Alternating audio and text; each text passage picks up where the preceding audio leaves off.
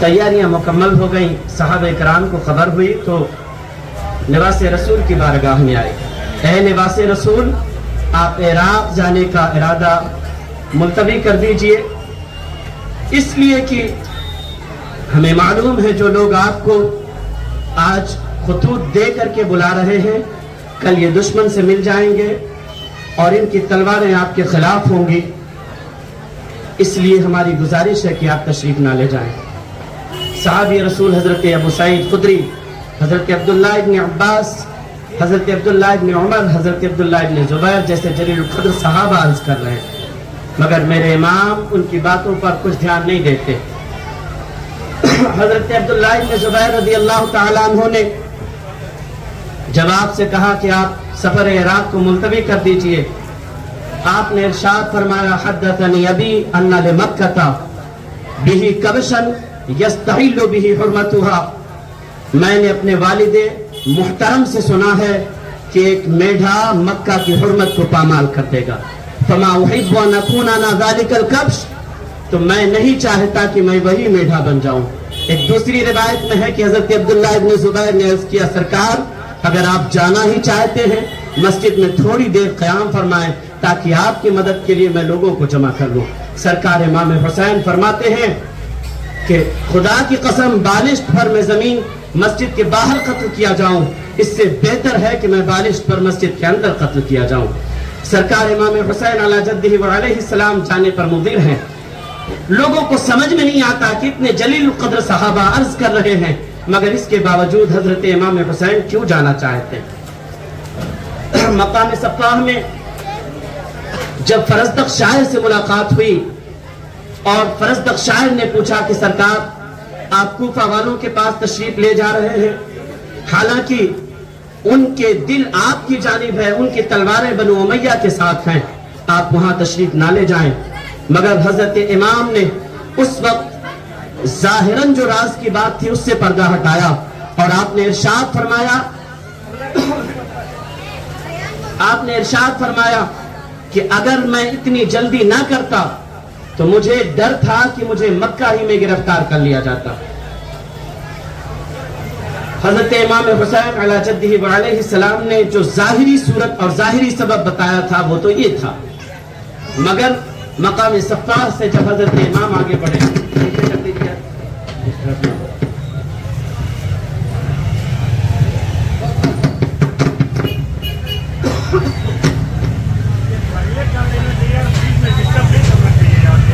حضرت آپ اپنی طرف کر لیں، کوئی دقت نہیں ہے۔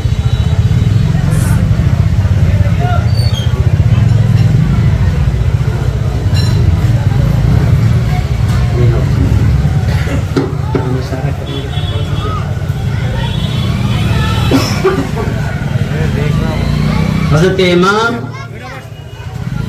جب مقام صفاہ سے اور آگے بڑھتے ہیں تو حضرت عون محمد سرکار امام حسین علی جدہ و علیہ السلام کے بھانجے آ کر کے ملتے ہیں، اپنے والد محترم کا خط لے کر کے آئے، حضرت عبداللہ ابن جعفر طیار رضی اللہ تعالیٰ عنہ، انہوں نے خط لکھا تھا کہ اے سرکار امام حسین آپ سفر میں جلدی نہ کیجئے گا، میرا خط پاتے ہی آپ واپس آ جائیے گا، حرمت اسلام، حرمت عرب اور حرمت رسول کو ضائع نہ کیجئے، سرکار آپ جہاں تشریف لے جا رہے ہیں وہاں جانے میں آپ کے اہل و عیال کے جان جانے کا خدشہ ہے، اس لیے میری گزارش کو قبول کر لیجئے۔ ان خط بھیجنے کے بعد بچوں کے پیچھے میں خود بھی آ رہا ہوں۔ اس کے بعد میں حضرت عبداللہ ابن جعفر طیار رضی اللہ تعالیٰ عنہ حاکم مکہ کے پاس گئے اور اس سے کہا کہ امام حسین ان کے ساتھیوں کے لیے آپ امان نامہ لکھ کر کے دے دیجئے۔ وہ امان نامہ لکھ کر کے دیتا ہے، وہ امان نامہ لے کر کے اور حاکم مکہ کے بھائی یحییٰ ابن سعید کو اپنے ساتھ میں لے کر کے آتے ہیں۔ یحییٰ نے حضرت امام حسین کے پاک بارگاہ میں وہ امان نامہ پیش کیا، حضرت عبداللہ نے عرض کیا کہ اے میرے آقا سرکار امام حسین آپ اس سفر کو ملتوی کر دیجئے، یہاں سے واپس چلیے، مگر حضرت امام حسین نے کہا نہیں میں اس سفر کو ملتوی نہیں کر سکتا ہوں۔ آپ نے عرض کیا کہ آخر کیا وجہ ہے، لوگ روکنا چاہ رہے ہیں اور آپ رکنے پر تیار نہیں ہیں۔ میرے امام نے اس وقت ارشاد فرمایا تھا کہ اے لوگوں سنو، میں نے خواب دیکھا ہے، میرے پیارے آقا رحمت عالم نور مجسم شفیع معظم صلی اللہ تعالی علیہ وسلم نے خواب میں مجھے جو کچھ ارشاد فرمایا ہے میں وہ کر کے رہوں گا، چاہے میرا نقصان ہو چاہے میرا فائدہ ہو۔ اللہ اکبر، چھوٹ جائے اگر دولت کونین تو کیا غم، چھوٹے نہ مگر ہاتھ سے دامان محمد صلی اللہ تعالی علیہ وسلم۔ گویا حضرت امام کو اللہ کے نبی صلی اللہ تعالی علیہ وسلم نے خواب میں آ کر جو کچھ بشارت دے دی تھی، میرے امام اپنے آقا کے حکم پر عمل کر رہے تھے، مصطفیٰ جان رحمت کے فرمان پر عمل کر رہے تھے، اور مصطفیٰ کریم صلی اللہ تعالی علیہ وسلم نے یقیناً یہ ارشاد فرمایا ہوگا، بیٹا حسین تیری شہادت کی وجہ سے میرے دین کو تقویت ملے گی۔ آج لوگ تجھے روکیں گے مگر تجھے رکنا نہیں ہے، اپنے آبان و انصار کے ساتھ کربلا کی دھرتی پر سب کچھ قربان کر کے تجھے میرا دین باقی رکھنا ہے، میرے اسلام کا جھنڈا ساری دنیا میں لہرا دینا ہے، تاکہ یزیدی قیامت تک اٹھتے رہے، مگر ان کے اٹھنے کی وجہ سے میرا اسلام کبھی کمزور نہ ہو۔ تیری قربانیوں کے بعد اس کا پرچم دنیا کے ہر گلی میں گونجتا رہے۔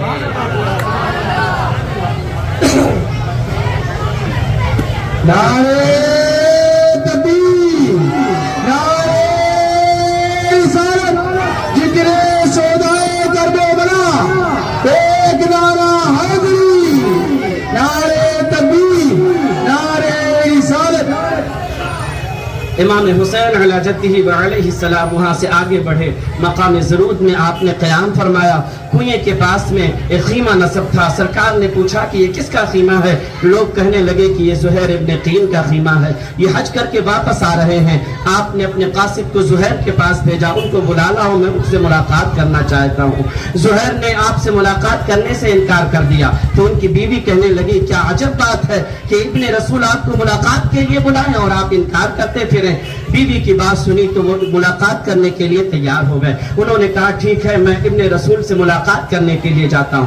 سرکار امام حسین سے ملاقات کی، تھوڑی دیر کے بعد واپس آئے تو اپنا سارا ساز و سامان امام حسین کے پاس بھیج دیا، اپنی بیوی کو طلاق دے دیا، اپنے ساتھیوں سے کہا کہ اے میرے ساتھیوں، تم میں سے جو میرے ساتھ رہنا چاہتا ہے رہے اور جو جانا چاہتا ہے چلا جائے۔ اب میں امام حسین کے ساتھ جا رہا ہوں، اور یاد رکھو میری یہ ملاقات آخری ملاقات ہے، اس کے بعد اب مجھ سے کسی کی ملاقات نہ ہو سکے گی۔ لوگ کہنے لگے زہیر پہلے تم امام حسین سے ملنا نہیں چاہتے تھے، مختصر سی ملاقات کے بعد میں آپ نے اتنا بڑا فیصلہ کیسے لے لیا؟ حضرت زہیر کہتے ہیں سنو، یہ بات آج کی نہیں ہے، یہ بات تو بہت پرانی ہے۔ ایک وقت ایسا تھا جب جنگ بلنجر میں ہم صحابہ کے ساتھ میں لڑ رہے تھے، ہمیں بہت سا مال غنیمت ہاتھ آیا تھا، تو حضرت سلمان فارسی نے کہا تھا اے لوگوں بتاؤ آج جو مال غنیمت تمہیں ملا ہے اس سے خوشی ہوئی ہے کہ نہیں؟ آپ کہتے ہیں ہم نے کہا یقیناً آج ہمیں بہت خوشی ملی ہے، بہت مسرت و شادمانی محسوس کر رہے ہیں۔ اللہ اکبر۔ تو آپ کہتے ہیں حضرت سلمان فارسی نے اس وقت کہا تھا اس سے زیادہ خوشی تمہیں اس وقت ملے گی جب تم اہل بیت نبوت کے جوانوں کے سردار امام حسین کے ساتھ مل کر کے ان کے دشمنوں سے جنگ کرو گے، تمہیں اس سے زیادہ خوشی ملے گی۔ آپ کہتے ہیں میں سمجھ گیا جوانان اہل بیت نبوت کے سردار امام حسین یہی ہے، اور جن کے ساتھ لڑنے کے لیے سلمان فارسی نے کہا تھا جب ان کی معیت مل رہی ہے زہیر اپنی جان دے کر کے بھی لباس رسول کا ساتھ لے گا، ان کا ساتھ کسی صورت میں چھوڑ نہیں سکتا۔ نعرہ تکبیر، نعرہ رسالت، ذکر شہدائے کربلا، اشرف المدارس کمیٹی، ماشاءاللہ سبحان اللہ۔ اس سے آگے بڑھے تو سرکار امام حسین علی جدہ وعلیہ السلام نے اپنے ایک محب حضرت قیس ابن مسہر سیداوی کو اپنا خط دیا اور کہا لے جاؤ کوفہ والوں کے پاس۔ اس خط کا مضمون یوں تھا، حمد و صلاۃ اور سلام کے بعد آپ نے لکھا تھا کہ اے لوگوں، حضرت مسلم کے خط کے ذریعے تمہارے حالات کی درستگی کا مجھے علم ہوا ہے، اللہ تعالیٰ اہل بیت نبوت کے طرف سے تمہیں بہتر صلاح عطا فرمائے اور تمہیں تمہارے ارادوں پر اللہ قائم اور دائم رکھے۔ اے لوگوں، اس خط کے پیچھے میں آ رہا ہوں، تم اپنی تیاریاں بہت جلد مکمل کر لو، میں بہت جلد تمہارے درمیان پہنچنے والا ہوں۔ یہ مختصر سا مضمون تھا اس خط کا۔ اس کے بعد میں حضرت قیس ابن مسہر سیداوی یہ خط لے کر کے جب قادسیہ تک پہنچے تو ابن نمیر نے آپ کو گرفتار کر لیا اور گرفتار کرنے کے بعد عبیداللہ ابن زیاد کے پاس پہنچا دیا۔ عبیداللہ ابن زیاد نے اس خط کے مضمون کو پڑھا، قیس ابن مسعر سیداوی سے کہا کہ اگر اپنی جان بچانا چاہتے ہو تو پارلیمنٹ ہاؤس کے چھت پر کھڑے ہو جاؤ، حسین کی برائی کرو، ان کے والد کی برائی کرو تو تمہاری جان بخش دی جائے گی۔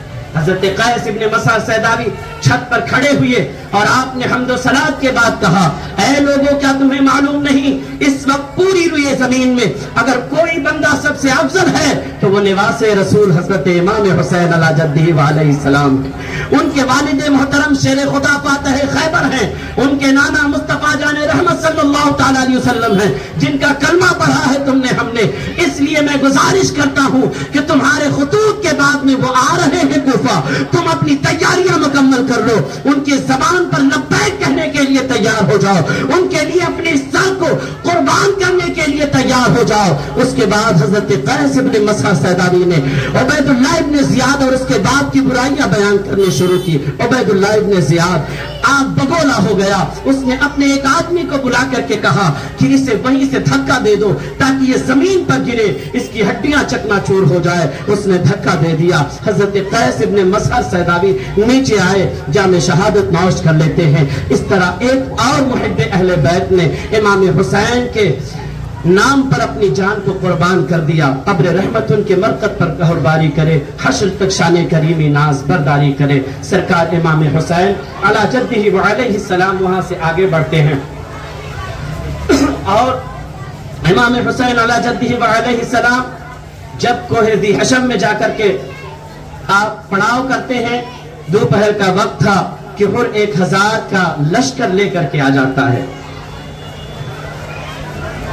اور اس کے ساتھی اور ان سب کے گھوڑے پیاسے تھے۔ امام حسین رضی اللہ تعالیٰ عنہ کے ساتھیوں نے سب کو پانی پلایا۔ پانی پلانے کے بعد نماز کا وقت ہوا۔ سرکار امام حسین علی جدہ علیہ السلام کھڑے ہوئے، خطبہ ارشاد فرمایا۔ آپ نے ارشاد فرمایا، اے لوگو تم نے خطوط دے کر ہمیں بلائے ہیں تو ہم تمہارے جانب آئے ہیں۔ اے لوگو یاد رکھو میں تمہارے نبی کا نواسہ ہوں۔ اے لوگو میرے نسب پر غور کرو، میں کون ہوں؟ میں علی شیر خدا کا شہزادہ ہوں۔ جو لوگ ظلم کے ساتھ تم پر حکومت کرتے ہیں ان سے زیادہ حکومت کا حق ہم رکھتے ہیں۔ اے لوگو اگر تم ہمارا حق پہچانتے ہو تو اچھی بات ہے، اور اگر تم ہمیں پسند نہیں کرتے ہو تو ہم جس طرف سے آئے ہیں ہمیں وہیں واپس چلے جانے دو۔ ان لوگوں نے کوئی جواب نہیں دیا تو سرکار امام حسین علی جدہ علیہ السلام نے کہا کہ اے حر بتاؤ کیا تم ہمارے ساتھ نماز پڑھو گے یا الگ نماز پڑھو گے؟ حر نے کہا امام آپ نماز پڑھائیں، ہم سب آپ کے ساتھ نماز پڑھائیں گے۔ ظہر کی نماز حضرت امام حسین علی جدہ علیہ السلام پڑھا رہے ہیں، سارے لوگ امام کی ابتدا میں نماز پڑھ رہے ہیں۔ ظہر کے بعد عصر کا وقت ہوا، امام حسین علی جدہ علیہ السلام نے پھر نماز عصر پڑھائی، سارے لوگ امام کے پیچھے نماز ادا کرتے ہیں۔ اس کے بعد میں پھر سرکار امام حسین نے پھر خط والی بات چھیڑ دی تو حر کہنے لگا، اے امام آپ کیسے خطوط کی باتیں کرتے ہیں، ہم ان خطوط کو نہیں جانتے ہیں۔ آپ نے خطوط کی تھیلی منگائی، ان کے سامنے پلٹ دی۔ وہ لوگ کہنے لگے سرکار ہم ان لوگوں میں سے نہیں ہیں جنہوں نے آپ کو خطوط لکھے تھے، ہمیں اس کے بارے میں کچھ علم نہیں، ہمیں تو صرف یہ حکم دیا گیا ہے کہ ہم آپ کے ساتھ ساتھ رہیں یہاں تک کہ آپ کو عبیداللہ ابن زیاد کے پاس پہنچا دیں۔ آپ نے فرمایا کہ تجھ پر تیری ماں روئے، تیرے اس مقصد کے حاصل کرنے سے اچھا تھا کہ تو مر جاتا۔ حر نے کہا کوئی اور عرب اگر مجھے یہ جواب دیتا تو میں اس کی ماں کو بھی ایسا ہی کہتا، مگر اے ابن رسول میں آپ کی والدہ کا ذکر صرف خیر کے ساتھ ہی کروں گا، میں آپ کی والدہ کو کچھ بھی نہیں کہوں گا، بھلائی کے ساتھ ان کا نام لیتا رہوں گا۔ امام حسین نے کہا اچھا ٹھیک ہے، پھر مجھے کسی اور جانب چلنے دو۔ تو حر نے کہا کہ مجھے آپ سے لڑنے کا حکم نہیں دیا گیا ہے، میں جب تک عبیداللہ ابن زیاد کی رائے نہ معلوم کر لوں آپ کوئی تیسرا راستہ اختیار کر کے چلتے رہیں۔ حضرت امام حسین علی جدہ علیہ السلام ایک تیسرا راستہ اختیار کر کے چلنے لگے۔ رات کا وقت ہوا، آپ چلتے رہے۔ اس کے بعد میں پھر عبیداللہ ابن زیاد کا ایک قاصد آیا اور وہ قاصد امام حسین سے مخاطب نہیں ہوتا ہے، وہ جا کر کے حر سے ملتا ہے, اسے سلام کرتا ہے. عبیداللہ ابن زیاد کا خط دیتا ہے. اس خط میں لکھا ہوا تھا کہ حسین اور ان کے ساتھیوں کو ایک چٹیل میدان میں روکو, جہاں نہ پانی ہو نہ سایہ ہو, کوئی چیز میسر نہ ہو, ایسی جگہ پر رکنے پر مجبور کرو حسین کو. میں نے قاصد کو حکم دیا ہے کہ وہ تمہارے ساتھ ساتھ رہے اور تمہارے کارگزاری کی ہمیں اطلاع کرتا رہے. حر نے یزید کے عبیداللہ ابن زیاد نے جو کچھ خط میں لکھا تھا اس مضمون سے سرکار امام حسین کو آگاہ کیا اور کہا ہمارے ساتھ یہ قاصد ہے, ہمارے کارگزاری کی خبر کر دے گا, اس لیے میری گزارش ہے کہ آپ کسی چٹیل میدان میں رک جائیں. سرکار امام حسین نے کہا مجھے کچھ اور آگے چلنے دو, کچھ اور آگے چلے. اس کے بعد رات ہو گئی, امام حسین پڑاؤ کر لیتے ہیں. اس کے بعد اپنے ساتھیوں سے کہتے ہیں کہ یہاں سے اٹھو, پانی بھر لو اور آگے بڑھو. کچھ اور آگے بڑھے تو حر کے سپاہیوں نے آ کر کے روک دیا. سرکار امام حسین علیہ جدہ علیہ السلام حر کے سپاہیوں سے پوچھتے ہیں بتاؤ یہ کون سی جگہ ہے, اس جگہ کا نام کیا ہے؟ سرکار امام حسین سے وہ لوگ کہنے لگے اس جگہ کو کربلا کہتے ہیں. سرکار امام حسین جیسے ہی کربلا کا نام سنتے ہیں آپ ارشاد فرماتے ہیں ہذہ کربلاؤ موضع کرب و بلائن ھذا محط رحالنا و مقتل رجالنا و مناخ رکابنا. اے لوگوں سنو سنو, یہی کربلا ہے, یہی پر ہمارے خیمے نصب کیے جائیں گے, یہیں پر ہمارے اونٹ بیٹھائے جائیں گے اور یہیں پر ہمارے جوانوں کا خون بہایا جائے گا. اللہ اکبر. اس کے بعد میرے امام کربلا کی سرزمین پر ایسی شان آن کے ساتھ میں کربلا کی زمین پر اترے ہیں کہ کربلا کی وہ زمین جسے کل تک کوئی نہیں جانتا تھا, امام حسین کے قدموں کو چوم چوم کر کربلا کی وہ دھرتی اتنی معظم اور مکرم ہو گئی. دنیا کا ہر عاشق حسین کربلا کی جانب رخ کر کے اسے سلام پیش کر رہا ہے اور یہ کہتا ہوا نظر آ رہا ہے کربلا کی زمین اور امام حسین کربلا تیری قسمت پہ لاکھوں سلام. نعرہ تکبیر, نعرہ رسالت, ذکر شہدائے درب و بلا, ذکر شہدائے درب و بلا, نعرہ تکبیر, نعرہ رسالت. میرے آقا حسین کربلا کی زمین پر ٹھہر جاتے ہیں. یہ وہ وقت تھا جب ایران میں بغاوت ہو گئی تھی. عبیداللہ ابن زیاد نے عمر ابن سعد کو بلایا, 4000 کا لشکر دے کر کے کہا کہ جاؤ ایران میں جو بغاوت ہو گئی ہے اسے فرو کرو, اسے ختم کرو, اس معاملے کو نپٹا کر کے آؤ. ابھی یہ فوج لے کر کے تھوڑی ہی دور گیا تھا. عبیداللہ ابن زیاد نے عمر ابن سعد کو خط بھیجا کہ تم اس سے پہلے حسین کے معاملے کو نپٹاؤ, پہلے حسین سے مقابلہ کرو, اس کے بعد ایران جانا اور اس کی بغاوت کو فروغ کرنا, وہاں باقیوں سے مقابلہ کرنا. عمر ابن سعد کو جب یہ حکم ملا کہ حسین سے لڑائی کرنی ہے, عمر ابن سعد صحابی رسول حضرت سعد ابن ابی وقاص کا لڑکا تھا, اس لیے اسے خوب معلوم تھا کہ حسین کی شان کیا ہے, حسین کی بزرگی کیا ہے, حسین کا کمال کیا ہے. اس نے کہا اے عمر ابن عبیداللہ ابن زیاد, میں حسین سے جنگ نہیں کر سکتا ہوں. اللہ اکبر, قربان جاؤ امام حسین کے فضل و کمال پر, امام حسین کے شان پر,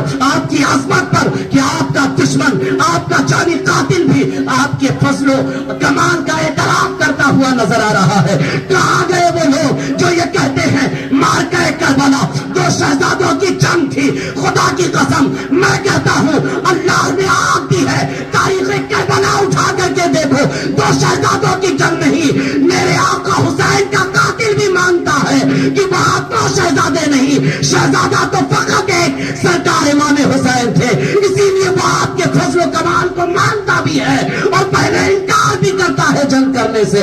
اللہ اکبر, یہ میرے آقا حسین کا کمال ہے کہ آپ کا دشمن بھی مانتا ہے حسین جیسا کائنات میں نہ کوئی نواسا پیدا ہوا ہے, نہ صبح قیامت تک پیدا ہو سکتا ہے.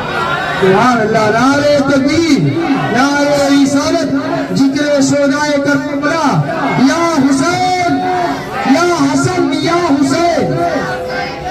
ماشاءاللہ. تو جب اس نے انکار کر دیا کہ نہیں میں امام حسین سے جنگ کرنے کے لیے نہیں جا سکتا ہوں, آپ اس کام کے لیے کسی اور کو متعین کر دیجیے, تو عبیداللہ ابن زیاد نے کہا کہ میں نے رائے کی حکومت کا جو پروانہ لکھ کے دیا ہے وہ واپس کر. جو حسین سے لڑنے کے لیے جائے گا رائے کی حکومت کا پروانہ اسے دیا جائے گا. دنیا کا لالچی بدبخت اس نے کہا مجھے ایک شب سوچنے کی مہلت دیجئے۔ عبید اللہ ابن زیاد نے ایک شب اسے سوچنے کی مہلت دی۔ اس کے بعد میں اس نے فیصلہ کیا کہ نہیں، میں تو حسین سے مقابلہ کرنے کے لیے جاؤں گا۔ دنیا کی محبت اور دنیا کی دولت جس کے دل و دماغ پر مسلط ہو جائے اسے پھر کچھ نظر نہیں آتا۔ شیطان بن چکا تھا عمر ابن سعد، بلکہ شیطان سے بھی بدبخت۔ جس نبی کا کلمہ پڑھتا اسی کے نواسے سے لڑنے کے لیے محض حکومت کے حصول کے لیے کربلا چلا گیا۔ 4000 کی فوج لے کر کربلا آیا، مسلسل کمک آتی رہی۔ عمر ابن سعد کی 4000 کی فوج بڑھ کر کے 22000 ہو گئی۔ 7 محرم الحرام سے امام حسین علیہ جدہ وعلیہ السلام اور آپ کے ساتھیوں پر پانی بند کر دیا گیا۔ نہر فرات پر پہرا بٹھا دیا گیا، سب پانی پیئیں گے لیکن فاطمہ کے لال کو ایک بوند بھی پانی نہ دیا جائے۔ اگر کوئی دشمن ہوتا، غیر ہوتا، حضور کے کلمہ پڑھنے والے نہیں ہوتے تو اس قدر افسوس کی بات نہیں تھی، لیکن وہ لوگ جو حضور کا کلمہ پڑھتے تھے، حضور کے شہزادے پر 3 دن تک پانی بند کر دیا۔ اور ایک بات یہ بھی بتانا چاہتا ہوں، جب 22000 کی لشکر جلاد تمہارے پاس تھی تو پھر 3 دن پانی روکنے کی ضرورت کیا؟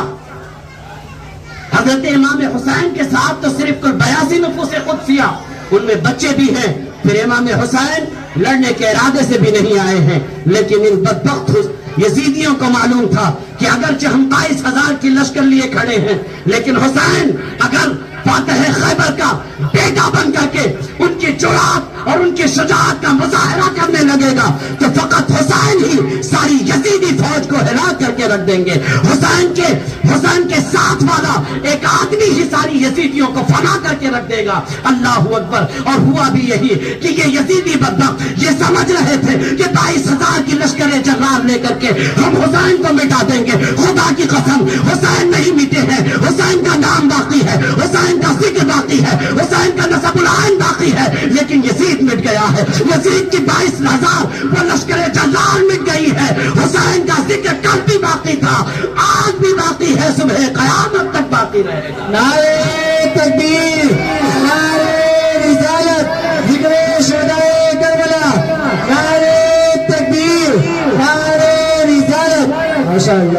کربلا کی زمین میں حسینیوں کی تعداد کم نظر آ رہی تھی، یزیدیوں کی تعداد زیادہ نظر آ رہی تھی، مگر یزیدی پارٹی آج دنیا میں جو لوگ ہیں بھی آپ تلاش کر کے دیکھو کس نے اپنے بچے کا نام یزید رکھا ہوا ہے۔ آپ تلاش کرو گے کوئی ایک بچہ بھی شاید آپ کو ایسا نہ ملے جس کا نام یزید ہو، لیکن آپ تلاش کرو حسینیوں میں کوئی اپنے بچے کا نام غلام حسین رکھے ہوئے ہے، کوئی محمد حسین ہے، کوئی غلام حسین ہے، کوئی صدام حسین ہے، کوئی مصبر حسین ہے، کوئی طاہا حسین ہے، نگر نگر حسین ہے، ڈگر ڈگر حسین ہے، ادھر ادھر حسین ہے، جدھر جدھر نظر کیجئے ادھر ادھر حسین ہے۔ سبحان اللہ، سبحان اللہ، بہت کچھ۔ تو میرے آقا حسین کا نام بھی زندہ ہے، ان کا اخلاق بھی زندہ ہے، ان کا کردار بھی زندہ ہے، ان کا مشن بھی زندہ ہے، ان کا نسب العین بھی زندہ ہے، ان کا پرچم بھی زندہ ہے۔ حسین زندہ ہے، حسین کا کام زندہ ہے۔ یزید مٹ گیا، اس کی حکومت مٹ گئی اور اس کے چاہنے والے بھی مٹ گئے، اور جو ہیں وہ بھی مٹ جائیں گے انشاءاللہ۔ اس کے بعد 22000 کی لشکر جرار ہے۔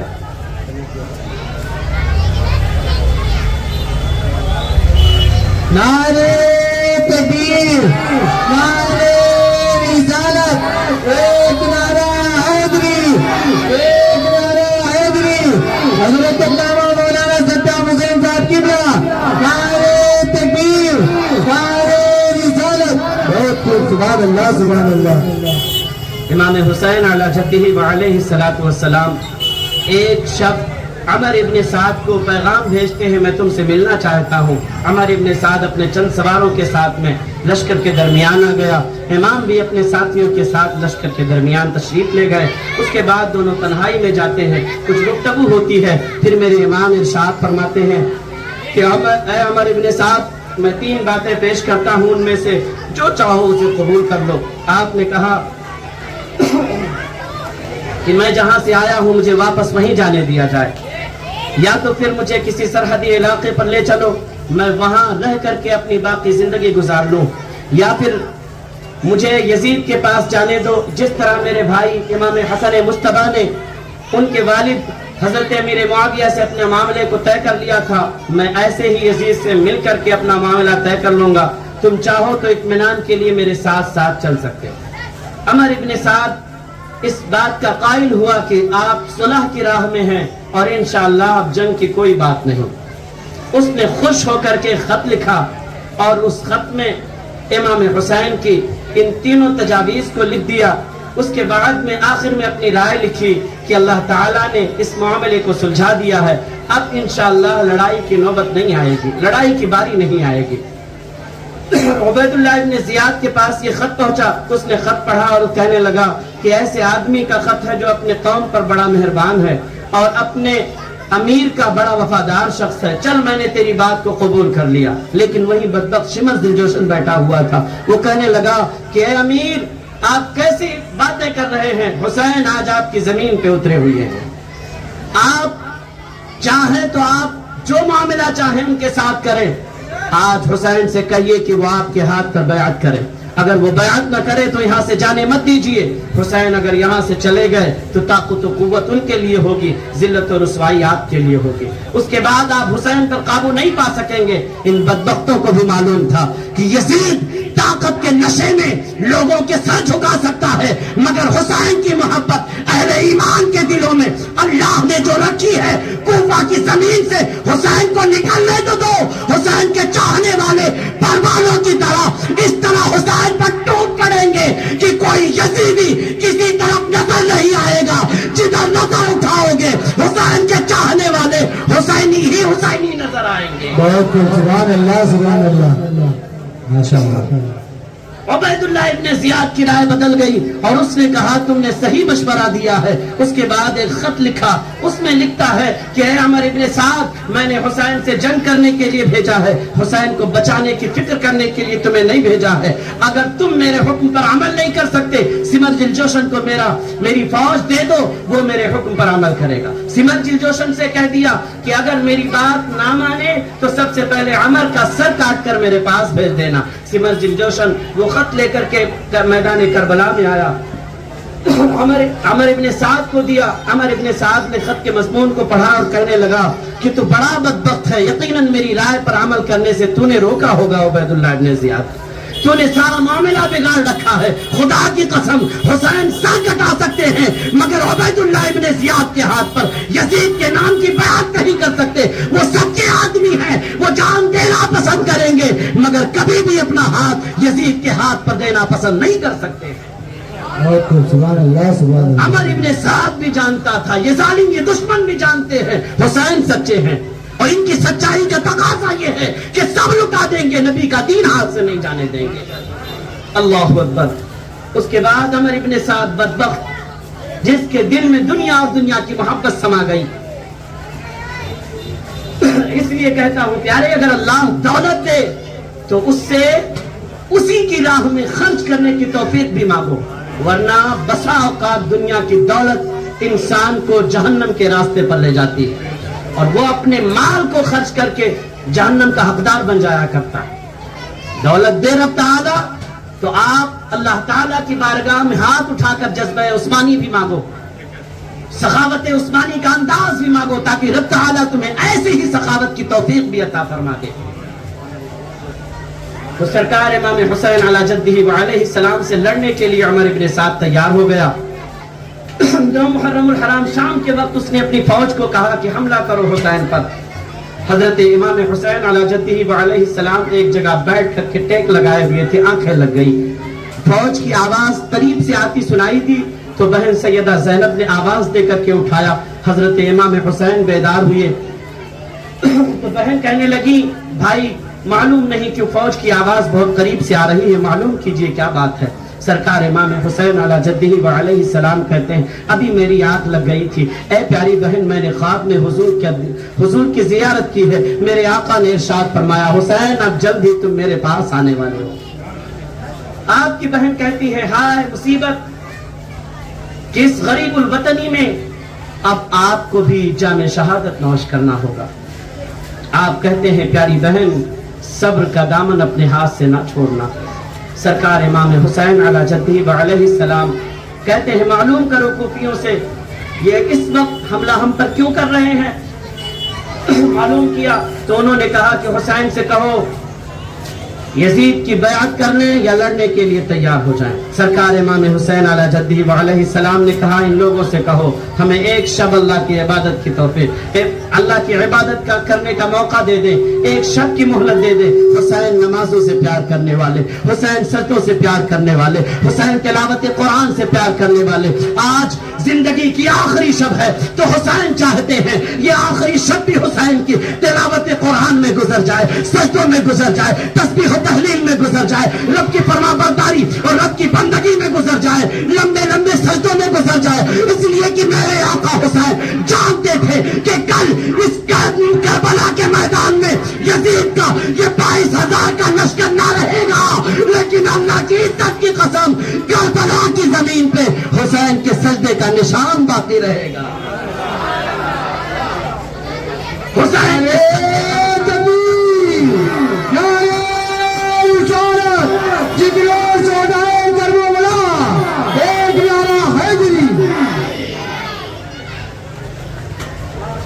اور سچ بھی یہی ہے کہ وہ 22,000 کی لشکر جو کربلا میں کھڑی تھی حسین کے سامنے مٹ گئی، نام و نشان مٹ گیا، لیکن حسین نے کربلا کی دھرتی پر جو سجدے کیے تھے اس کا نشان آج تک باقی ہے۔ کربلا کی زمین اس کا ذکر باقی ہے آج تک، لوگ تذکرہ کرتے ہیں حسین جو سجدہ آپ نے کیا ہے کسی نے اس طرح سجدہ نہیں کر کے دکھایا کائنات میں۔ آپ کا سجدہ تو وہ سجدہ ہے کہ خالق کائنات بھی آپ کے سجدے پر ناز کر رہا ہے۔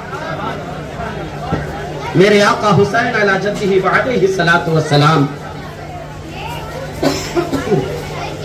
رات کی تاریکی میں اپنے ساتھیوں سے مخاطب ہوئے اور کہا ہے لوگوں اس دنیا میں جتنے لوگوں کے وفادار ساتھیوں ہیں میں اپنے ساتھیوں سے زیادہ وفادار کسی کے ساتھیوں کو نہیں سمجھتا، میں اپنے ساتھیوں سے اچھا کسی کے ساتھیوں کو نہیں سمجھتا۔ اے لوگوں میں خوش دلی کے ساتھ تمہیں اجازت دیتا ہوں، تم لوگ جدھر چاہو چلے جاؤ، یہ یزیدی میرے خون کے پیاسے ہیں، میرے قتل کے بعد تمہارا پیچھا نہیں کریں گے۔ حضرت امام حسین علیہ جدہ و علیہ السلام کے ساتھ آنے والے آپ کے بھائی اور اہل بیت کے دیگر افراد نے عرض کیا سرکار کیا ہم آپ کو یہاں تنہا چھوڑ کر کے اس لیے چلے جائیں کہ آپ کے بعد زندہ رہیں؟ خدا کی قسم ہمیں وہ زندگی نہیں چاہیے جو آپ کے بغیر ملے، جو آپ کے ساتھ نہ ہو۔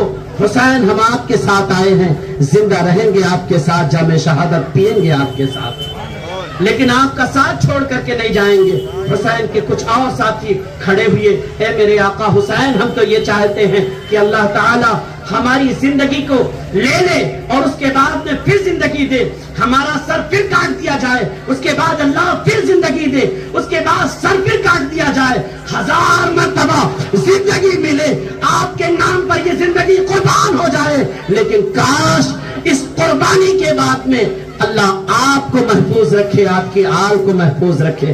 ہم یہ سب کچھ برداشت کریں گے پر آپ کا ساتھ چھوڑنا پسند نہیں کرتے ہیں۔ اللہ اکبر۔ سرکار امام حسین علیہ جدہ و علیہ السلام نے اس طرح اپنے ساتھیوں کو خطاب کیا۔ رات گزر گئی، صبح کا سفیدہ طلوع ہوا، سرکار امام حسین علیہ جدہ و علیہ السلام نے خیمے کی حفاظت کے لیے پیچھے جانب سے خندق کھدوا دی، اس میں لکڑیاں ڈال دی، آگ جلا دی گئی تاکہ پیچھے جانب سے خیموں کی حفاظت ہو سکے، کوئی ظالم پیچھے سے حملہ آور نہ ہو سکے خیموں پر۔ صبح کے وقت امام حسین علیہ جدہ و علیہ السلام میدان کربلا میں تشریف لے گئے اور آپ نے ایک بہترین خطبہ ارشاد فرمایا کوفیوں کے سامنے، اے لوگو میرے نسب پر غور کرو، میرا نام کیا ہے سوچو، میں کون ہوں غور کرو، میرے قتل پر کیسے آمادہ ہو گئے؟ کیا میں نے کسی کو قتل کیا ہے؟ کیا میں نے جھوٹ بولا ہے؟ کسی کا حق مارا ہے؟ کیا میں نے ظلم کیا ہے کسی پر؟ क्या मैंने नाहक किसी को कत्ल किया है? आखिर मेरे खून के प्यासे तुम कैसे हो गए हो? क्या तुम्हें मालूम नहीं कि इस वक्त पूरी रुए जमीन पर किसी नबी का कोई निवासा नहीं है, न हम में न गैरों में, लेकिन मैं तो खुद तुम्हारे नबी का निवासा हूँ। मैं अली शेर खुदा का बेटा हूँ, मैं फातिमा ज़हरा का शहजादा हूँ। वो अली जिसने एक हाथ से खैबर का दरवाजा उखाड़ दिया था, मैं उस अली का शहजादा हूँ। वो फातिमा ज़हरा जिसके बारे में हुजूर फरमाते हैं कि जब फातिमा ज़हरा कल महशर से गुजरेंगी, पुल सिरात से गुजरेंगी, तो बातिन अर्श से एक मुनादी निदा करेगा, या अहलल जन्नह नक्किसू रुऊसकुम वगुद्दू अबसारकुम हत्ता तमुर्र फातिमतु इब्नतु मुहम्मदिन अला सिरात। ऐ महशर वालों, अपने सर झुका लो, निगाहें नीची कर लो, ताकि हुजूर की बेटी फातिमा पुल सिरात से गुजर जाए। अल्लाहु अकबर, मैं उसी फातिमा ज़हरा का बेटा हूँ। ऐ लोगों, क्या तुम्हें मालूम नहीं है मैं वो हूँ कि मेरे और मेरे भाई के बारे में अल्लाह के नबी ने इरशाद फरमाया था, ये दोनों जन्नती जवानों के सरदार हैं। खुदा की कसम मैं सच कह रहा हूँ, लेकिन अगर किसी को ये हदीस नहीं मालूम है तो अब भी दुनिया इस्लाम में हजरत अबू सईद खुदरी मौजूद है, हजरत अनस इब्ने मालिक अंसारी मौजूद है, हजरत अब्दुल्लाह इब्ने जुबैर मौजूद है। उनसे जाकर के पूछो मेरा मकाम क्या है, मेरा मर्तबा क्या है, मेरी शान क्या है।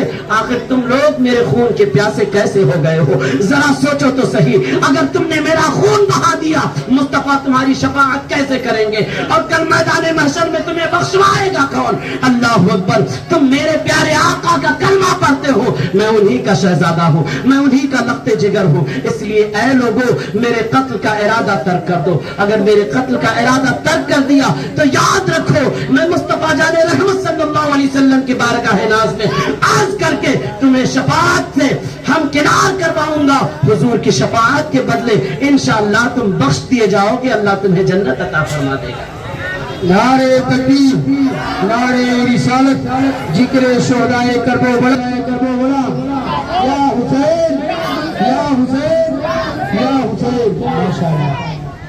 इमाम हुसैन अला जद्दिही व अलैहि सलाम ने ये मुक़द्दस खुतबा इरशाद फरमाया, लेकिन ना हुआ। शिमर बदबख्त वगैरह ये कहने लगे कि ए इमाम हुसैन, अगर आप उबैदुल्लाह इब्ने ज़ियाद के हाथ पर बैअत कर ले यजीद के नाम की तो ठीक है, वरना आप हमसे लड़ने के लिए तैयार हो जाए, हम आपकी कोई बात सुनने के लिए तैयार नहीं है। सरकार इमाम हुसैन अला जद्दिही व अलैहि सलाम खूब जानते थे कि ये कूफी बदबख्त मेरी बात को कबूल न करेंगे, मगर आपको इत्माम हुज्जत करना था, लोगों को बताना था कि मैं कौन हूँ, ताकि कल मैं बरोज़े क़यामत ये कूफी रब की बारगाह में खड़े होकर न कह सके, ए मौला ताला, हमने इमाम बरहक को पहचाना नहीं था, नबी के निवासे को पहचाना नहीं था।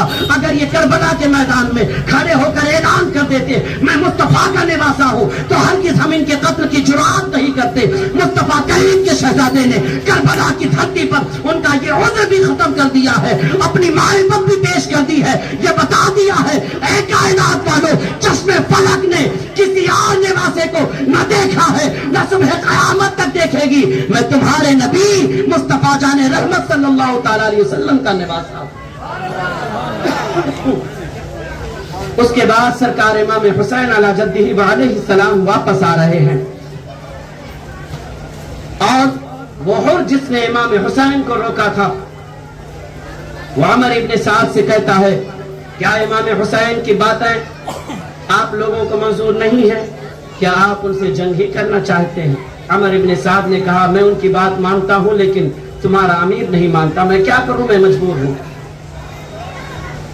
और जब ये सोचता है कि निवासे रसूल से जंग करनी है, तो जिस पे खौफ की वजह से कपकपी तारी हो गई, आपकी कौम का एक आदमी देख करके कहता है, मुझसे जब कोई पूछता था कि कोपा में सबसे बड़ा बहादुर कौन है, तो मैं कहता था कि सबसे बड़ा बहादुर तो हुर है, लेकिन ऐ हुर, मैं देख रहा हूं कि आज खौफ की वजह से तुम्हारे पैर कांप रहे हैं, इसकी वजह क्या है? हुर ने कहा है, लोगों, मैंने बड़े बड़े बहादुरों से जंग किया है, मैंने बड़े बड़े सुरमाओं के ताकत को आजमाया है, बड़े बड़े लोगों को सैर किया है, लेकिन आज की जंग सारी जंगों से मुख्तलिफ जंग है।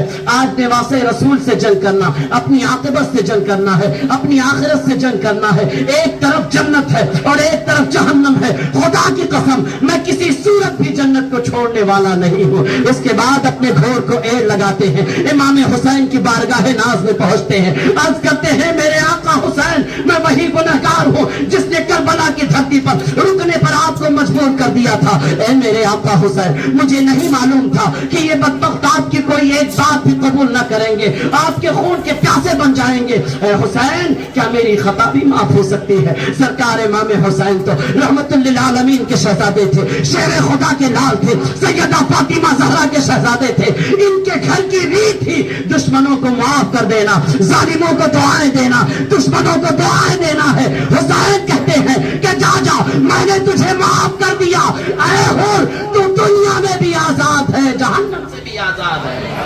नारे तकबीर, नारे रिसालत, जिक्र शोदाए करबला, हज़रत अल्लामा मौलाना मुफ्ती सद्दाम हुसैन साहब किबला। नारे तकबीर, नारे रिसालत।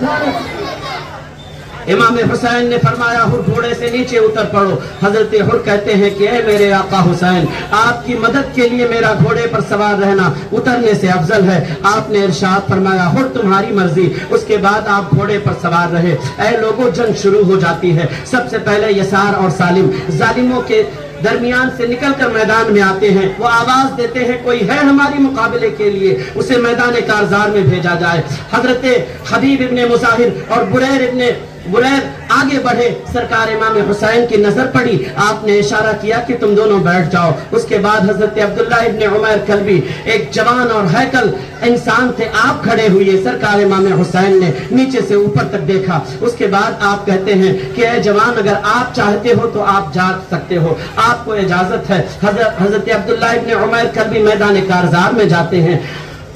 और उसके बाद में यसार ने पूछा कि आप कौन हो? तो आपने कहा हम अब्दुल्ला इब्ने उमैर कल्बी हैं।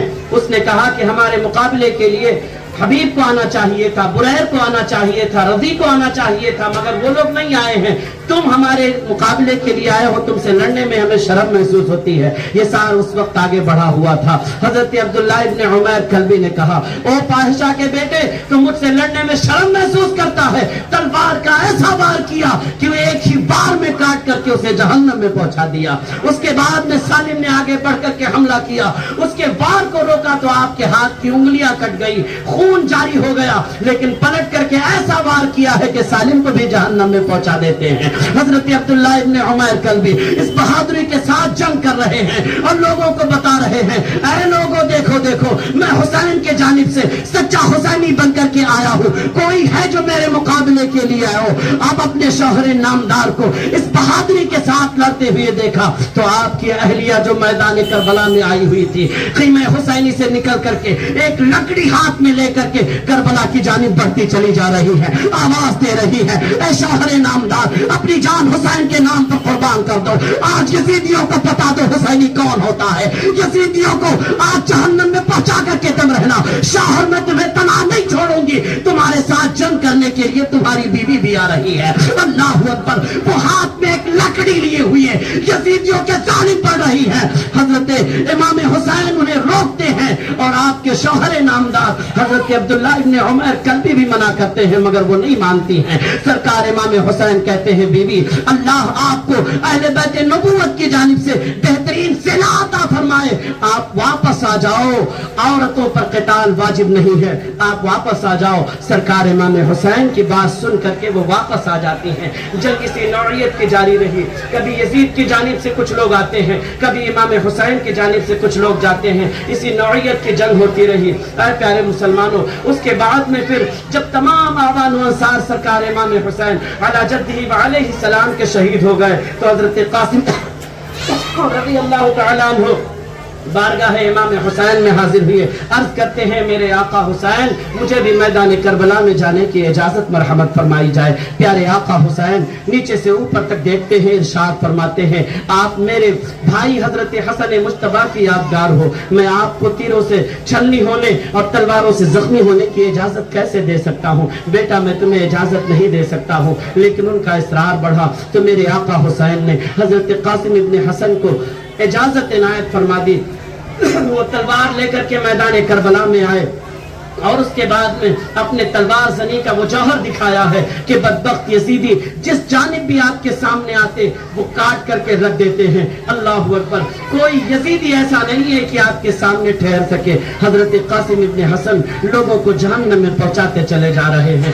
جب آپ تلوار چلاتے چلاتے تھک جاتے ہیں واپس آتے ہیں اور حضرت امام حسین سے کہتے ہیں یا اماں ہوا العطش، اے چچا جان پیاس، مجھے پیاس لگی ہے، اے چچا جان اگر پانی کے چند گھونٹ مل جائیں تو یہ یزیدی جتنے بھی کھڑے ہیں میں سارے یزیدیوں کا سر کاٹ کے انہیں جہنم میں پہنچا دوں. مگر سرکار امام حسین کہتے ہیں شہزادے ایسے کرنے کی ضرورت نہیں ہے، اب تمہاری سیرابی کا وقت آ گیا ہے، جاؤ اب تمہیں نانا جان کے مقدس ہاتھوں سے جام کوثر پی کر کے سیراب ہونا ہے. سرکار حضرت قاسم ابن حسن رضی اللہ تعالیٰ عنہ میدان کارزار میں گئے. ظالموں نے چاروں طرف سے گھیر لیا ہے، اب تلوار چل رہے ہیں، تیر چل رہے ہیں. سرکار امام قاسم ابن حسن رضی اللہ تعالیٰ عنہ جام شہادت نوش کر کے میدان کربلا میں تشریف آتے ہیں.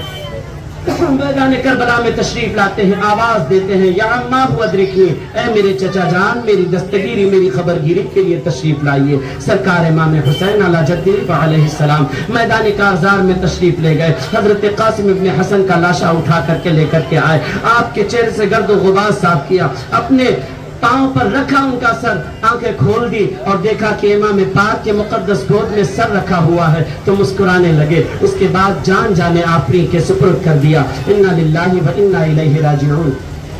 اس کے بعد پیارے حضرت عباس علمبردار سرکار امام حسین علی جدہ علیہ السلام کے پاس آئے اور کہنے لگے اے امام سارے لوگ تو پیاسے اور بھوکے جام شہادت نوش کر چکے ہیں، لیکن اہل بیت نبوت کے گھر میں جو چھوٹے چھوٹے بچے ہیں، جو چھوٹی چھوٹی بچیاں ہیں، ان کا بھوک اور پیاس سے تڑپنا دیکھا نہیں جاتا ہے. امام اگر آپ اجازت دیں تو میں نہر فرات سے جا کر کے تھوڑا پانی لے کر کے چلا ہوں. آپ نے کہا کہ اے میرے بھائی آپ ہی میرے علم بردار ہو، اگر آپ کو بھی ظالموں نے شہید کر دیا تب تو میں کمزور ہو جاؤں گا، آپ تشریف نہ لے جائیں. لیکن آپ نے بہت اصرار کیا تو سرکار امام حسین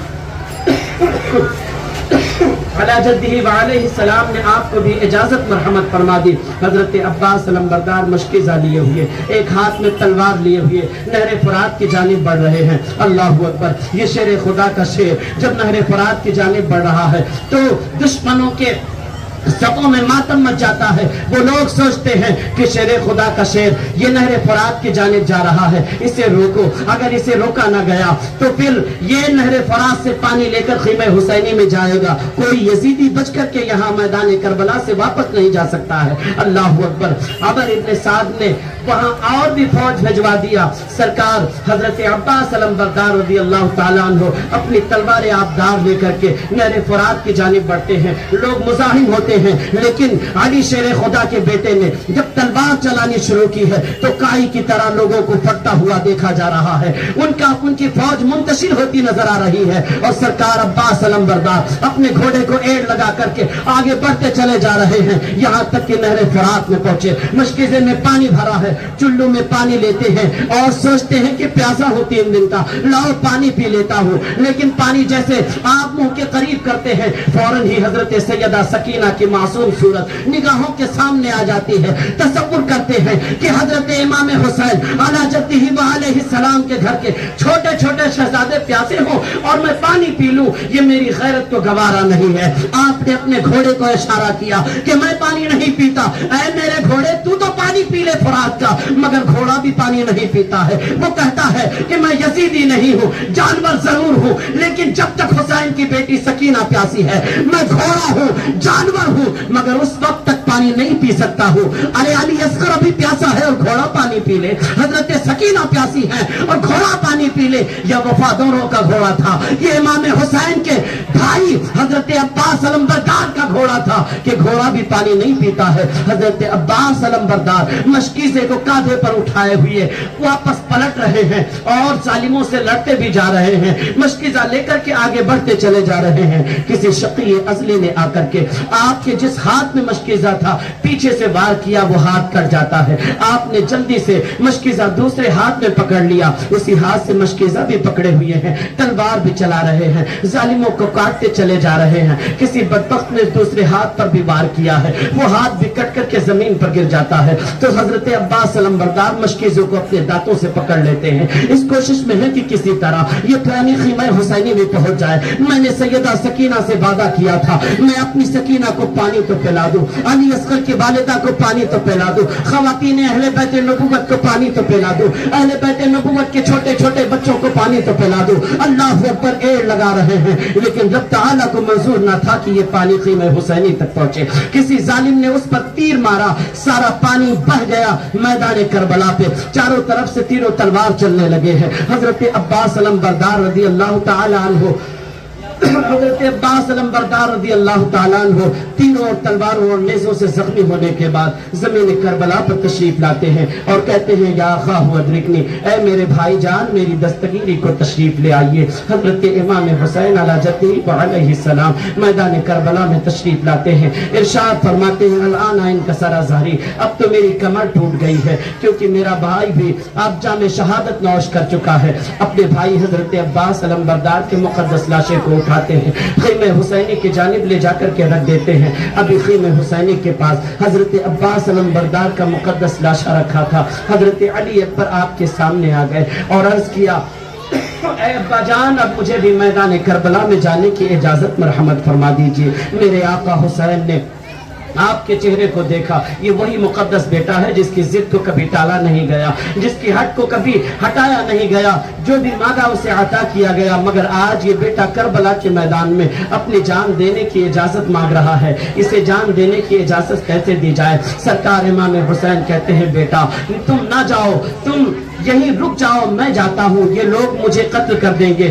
اس کے بعد میں پھر کسی سے مزاحمت نہیں کریں گے، کسی کو قتل نہیں کریں گے، بیٹا میں تمہیں قتل ہونے کی اجازت کیسے دے دوں؟ حضرت علی اکبر نے کہا والد محترم آپ کے بعد زندگی میں کوئی لطف نہیں ہے، میں بھی چاہتا ہوں کہ میرا بھی خون پیارے آقا صلی اللہ تعالی علیہ وسلم کی دین کی آبیاری کے لیے بہ جائے، تاکہ علی اکبر بھی کر سر فخر سے اونچا کر کے کہہ سکے کہ حضور کے دین کی آبیاری کے لیے علی اکبر نے بھی اپنا خون پیش کیا تھا۔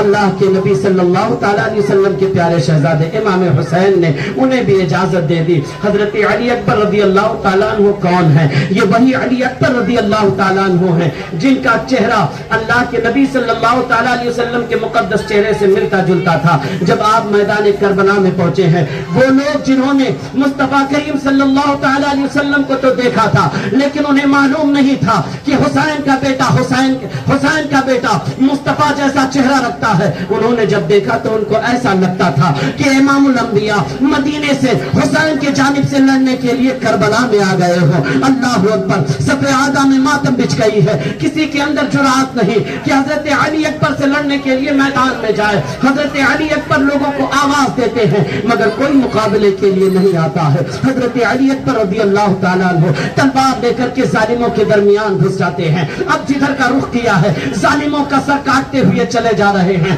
منتشر ہوتی فوج چلی جا رہی ہے، جدھر تلواریں آبدار چل رہی ہے، دشمنوں کے سر کاٹتی نظر آ رہی ہے اور لوگ صف عادہ میں ماتم بچاتی ہے، وہ تتر بتر ہو جاتے ہیں، بھگدڑ مچ جاتی ہے۔ اللہ اکبر، حضرت علی اکبر کی تلوار چلتی رہی اور دشمنوں کو جہنم میں پہنچاتی رہی۔ اے پیارے مسلمانوں، اس کے بعد چاروں طرف سے حضرت علی اکبر رضی اللہ تعالیٰ عنہ پر ظالموں نے مل کر کے حملہ کر دیا۔ ہم شبیہ پیغمبر شکل مصطفیٰ پر چاروں طرف سے تیر چلنے لگے ہیں، تلوار چلنے لگے ہیں، شکل مصطفیٰ شبیہ پیغمبر حضرت علی اکبر رضی اللہ تعالیٰ عنہ زخموں سے چور ہونے کے بعد میدان کربلا میں تشریف لائے۔ آپ ارشاد فرماتے ہیں یا اباہو ادرکنی، اے والد محترم میری دستگیری کے لیے تشریف لائیے۔ حضرت امام حسین علی جدہ وعلیہ السلام دوڑ کر کے میدان کربلا آتے ہیں، اپنے شہزادے حضرت علی اکبر کو اٹھاتے ہیں، اٹھا کر کے خیمے کے پاس واپس لے کر کے جاتے ہیں۔ ابھی حضرت علی اکبر کے مقدس لاشے کو زمین پر رکھا تھا۔ اے پیارے مسلمانوں، جب تک حضرت شہربانوں، جب تک نعرے تکبیر، نعرے رسالت، ذکر شہدائے کربلا، ذکر شہدائے کربلا، یا حسین، یا حسن، یا حسین، ماشاءاللہ۔ امام حسین علی جدہ وعلیہ السلام اپنے بیٹے حضرت علی اکبر کا مقدس لاش خیم رکھتے ہیں اور اس کے بعد میں پھر سیدہ زینب حضرت علی اصغر کو گود میں اٹھائے ہوئے لاتی ہیں. علی اصغر کی حالت دیکھیے, اس کی ہونٹ سوکھ چکے ہیں, اس کے ماں کی چھاتی میں دودھ نہیں کسے پلائے. دیکھیے یہ کس قدر پیاسا ہے. اے حسین اپنی گود میں اٹھا کر میدان کربلا میں لے جائیے, ظالموں کو دکھائیے یہ صاحب اولاد ہیں. چھوٹے بچے کے پیاس پر شاید انہیں ترس آ جائے, شاید کوئی صاحب اولاد ترس کھا کر کے آپ کے شہزادے کو تھوڑا پانی پلا دے. امام حسین علیہ جدہ علیہ السلام حضرت علی اصغر کو گود میں اٹھاتے ہیں. اٹھانے کے بعد میدان کربلا میں لے جاتے ہیں. میدان کربلا میں لے جانے کے بعد آپ یزیدیوں سے کہتے ہیں, اے لوگو اگر تمہارا کوئی دشمن ہے تو میں ہوں. یزید کی بیعت سے انکار میں نے کیا ہے, مگر میرے بیٹے نے